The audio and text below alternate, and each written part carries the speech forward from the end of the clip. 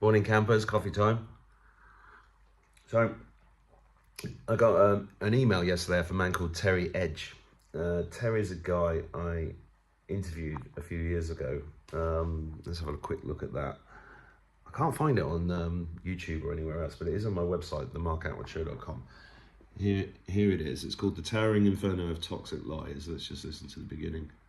I think it was a mass satanic sacrifice. Well, I wouldn't rule that out.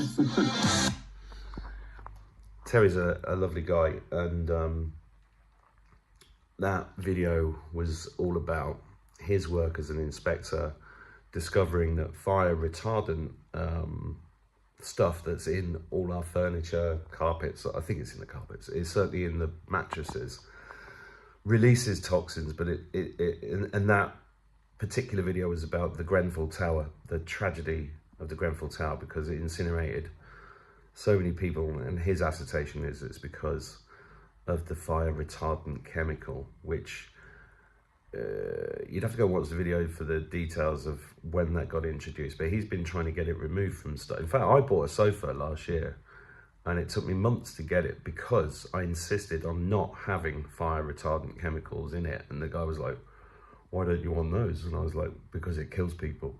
But anyway, I'll just read his email out to you, because this brings up a really interesting question, a question that gets asked in this household regularly. And the question is, are they in the club? You know, whenever I'm watching a movie, it's like, well, they can't be in the club. They're too good. They're too nice. And that's the programming. They are so good at programming us. But Terry's email said, the title of his email said, 200 babies die a year and no one is interested. Yeah, that's right. They're not. Please see link below to an article I wrote on Iconic a few days ago. The flame retardant story just keeps on giving. Scandals so far. 1. Failed furniture regulations, meaning flame retardants are poisoning the entire country. Firefighters getting cancers at 6 times the normal rate. The actual cause of deaths at Grenfell heavily covered up. Virtually every incinerator in the country not burning hot enough to take out fire retardants in old furniture, polluting the entire country, e.g. organic chicken eggs, which came first. That's a funny joke, actually. There's a chicken and an egg lying in bed, and the chicken lights a cigarette, turns to the egg and goes, well, I guess we know now. Sorry, dad joke. Organic chicken eggs full of fire retardants. Did you know that? I think I knew that a while ago and I forgot it, but I only get free range eggs. It was Gary Keeley that put me onto this, because you can label something as organic because you've used something organic in the production of the chicken, and therefore the eggs become organic. But you can also put other things into it, and you can keep them in cages. Free range ones are running around and eating worms and flies and stuff, so they are much better. It's good to know where your eggs are from. If you can get your eggs from somebody where you know the chickens, obviously I'm talking, preaching to the choir, Mark, yes. Virtually every incinerator done that. And now I've put 2 and 2 together to discover that the continuing 200 cot deaths a year, can you imagine anything worse than a cot death? No, well, yeah, I can actually, but cot deaths are pretty fucking heavy. Are almost certainly caused by FRs, fire retardants.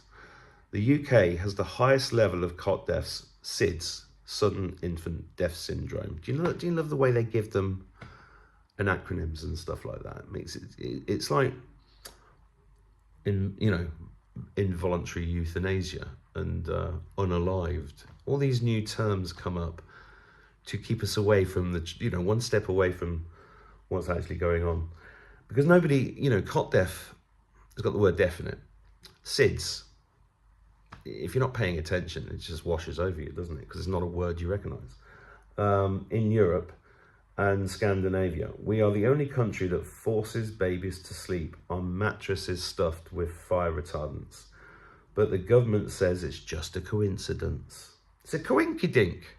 This government has always, they sort of, you see how Starmer, and it's apologies if you're not in the UK, but you got to look at Starmer. It's hilarious. I mean, he literally just, more than any other prime minister, just literally bullshits to your face.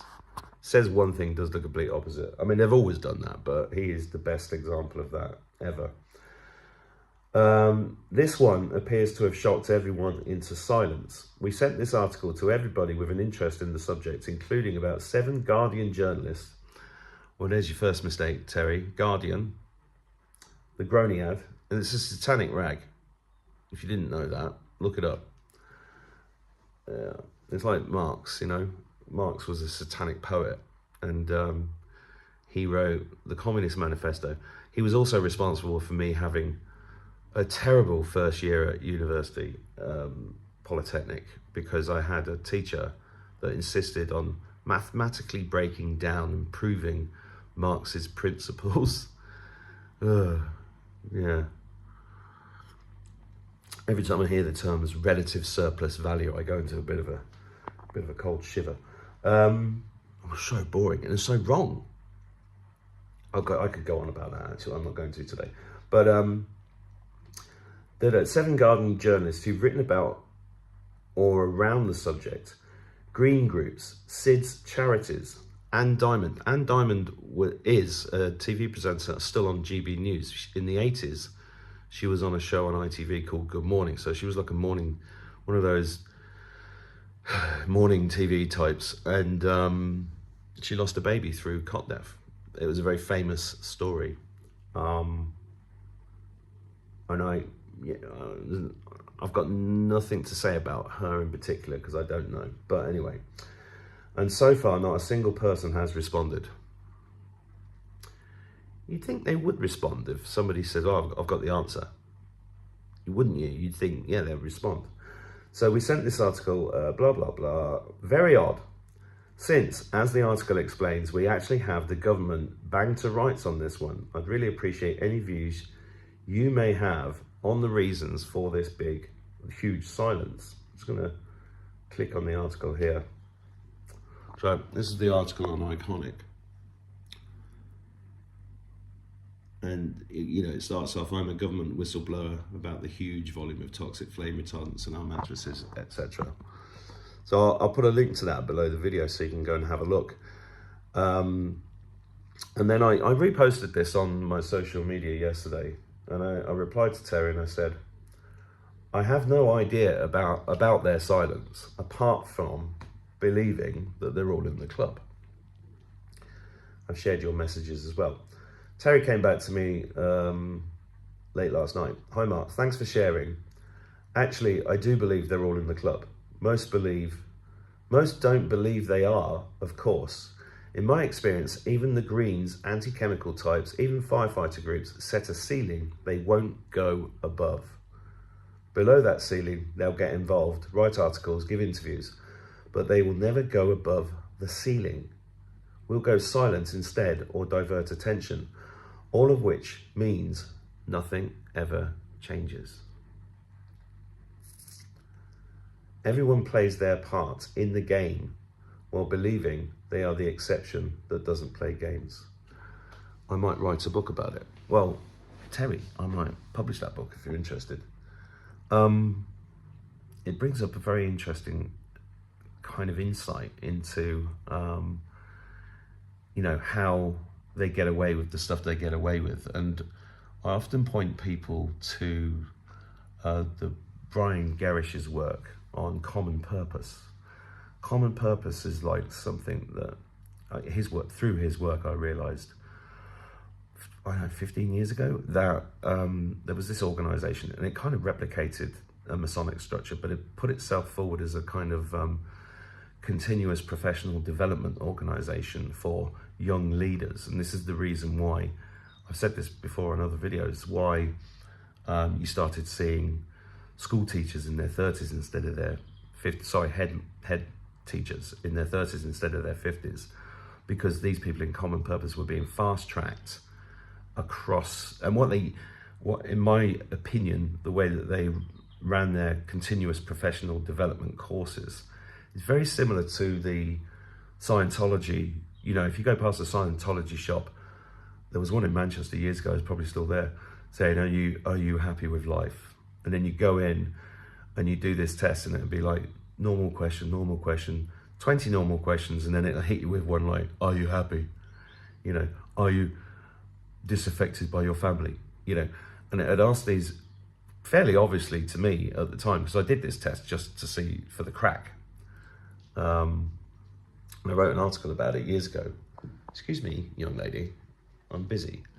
And it's kind of a way of weeding out a certain personality type that would be pulled into that organization.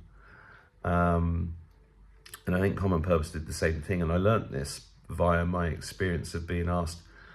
A guy came round to my office once, and he saw the books I had in the bookshelf on Freemasons, because I'd been studying them for a long time. And he said, oh, well, which lodge are you in? And I looked at him and paused and thought, shall I string him along? Shall I bullshit? And I didn't. I just went, actually, I'm not in a lodge. And he went, oh, no. Yeah, obviously, you're not the type that would need to be in the Freemasons. And then he made his excuses and left.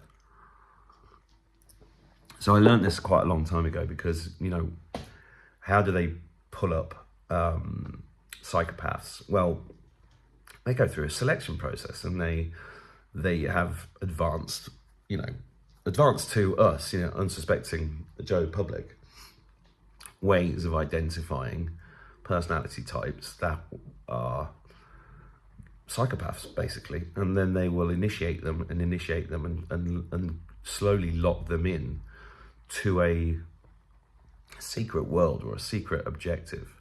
You know, even the name Common Purpose, what is that common purpose? Well, it was to carry out the plans for the New World Order. The Freemasonry thing is incredibly contentious. Charlie Freak has constantly been pushing this thing that the Freemasons are good. I think the Freemasons were initially good, and the Knights Templar were good.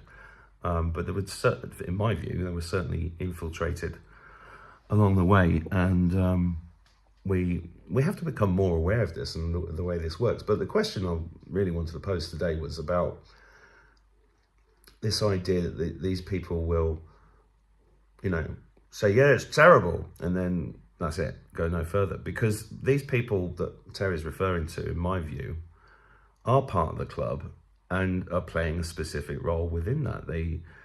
They're gatekeepers. Or they get nobbled. They go so far with it, and then somebody whispers in their ear, if you carry on doing that, I think you're going to lose your pension and your job.